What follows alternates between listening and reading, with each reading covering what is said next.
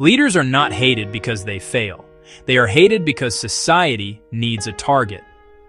This idea feels wrong at first. It feels uncomfortable.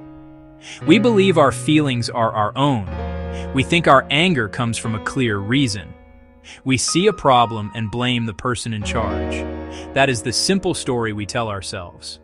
But the story is incomplete. Strong feelings about leaders are not just about actions. They are also about us. They are about how our societies work.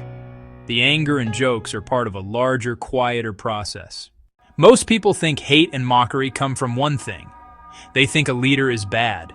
They think the leader is simply wrong, weak. This idea feels clear. It feels fair. If a person is in charge, we hold that person responsible for the results. When the economy is slow, we blame the leader.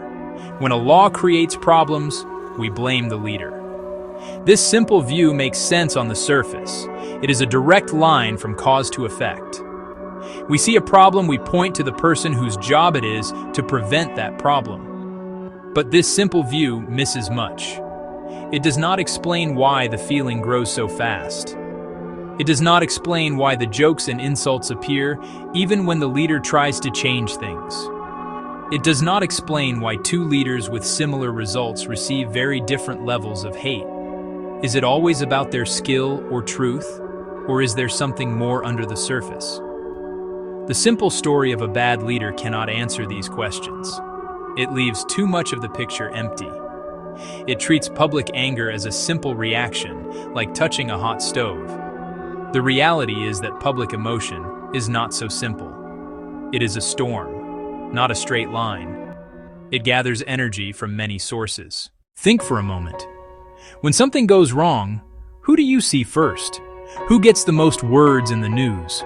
Who stands on the stage to give the difficult speech? The answer is often one person. Society puts one name and one face in front of everyone. This person becomes a symbol. A single face can hold many ideas. It can hold power. It can hold fear. It can hold anger. It can hold hope. It can hold blame. This is a very heavy weight for one person to carry. But our social structures are built to place this weight on a single point. It is a design feature, not a mistake. Real systems are many parts. They have laws, they have money, they have history, they have habits, they have chance. An economy is a web of millions of choices made by millions of people. A social problem might have roots that go back decades or centuries. These systems are too big and too messy for our minds to hold all at once. So we simplify. We find the most visible part of the system. They are the person who speaks for the system. Over time, we stop seeing the complex web. We only see the face. Beyond the structure of society, our own minds move difficult feelings. Emotional projection is one of the most powerful ways. Projection is when we unconsciously place our feelings onto someone else. If we feel weak or scared about our future, we might see the leader as weak or incompetent. If we feel angry about our own lives, we may see the leader as an angry, hateful figure. This is not a logical process. It is a human way to handle pain and anxiety. It protects our sense of self. It is easier to confront an external enemy than an internal feeling of helplessness. It is hard to fight a feeling. It is easier to fight a person. A leader becomes a perfect screen for these projections. Distant enough we do not know them personally, visible enough to feel real. The anger we feel about rising prices, job insecurity, a changing world can be very diffuse. Projecting that anger onto a leader gives it focus. The target makes our feelings feel valid and clear. It is not just a policy disagreement. It is a release of pent-up emotion. Mockery and hate are fueled by collective anxiety. Each person adds private frustration to the public pile. The result is a mountain of anger larger than any single person could create.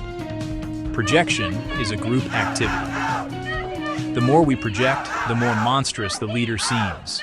In the past, these feelings of anger and mockery spread slowly.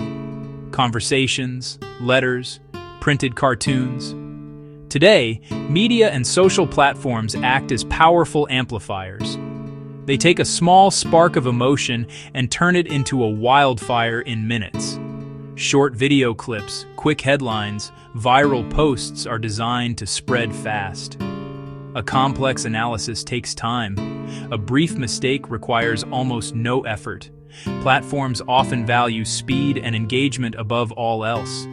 Anger and surprise drive more clicks, more shares, more comments. Calm reflection and nuance do not. The tools favor fast, hot emotions over slow, cool thought.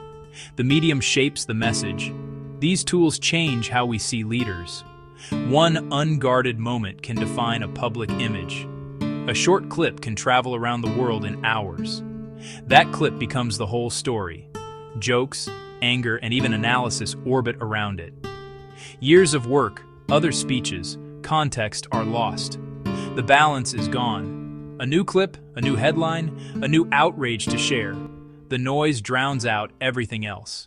So what should we do with this understanding? This essay does not offer a simple fix, because there is no simple fix. The goal is not to solve mockery, but to see the pattern behind it more clearly. When we see the pattern, we understand why a single face can carry so much blame. We see how our need for stories and our defenses and our modern tools shape public feeling. This pattern is both old and new.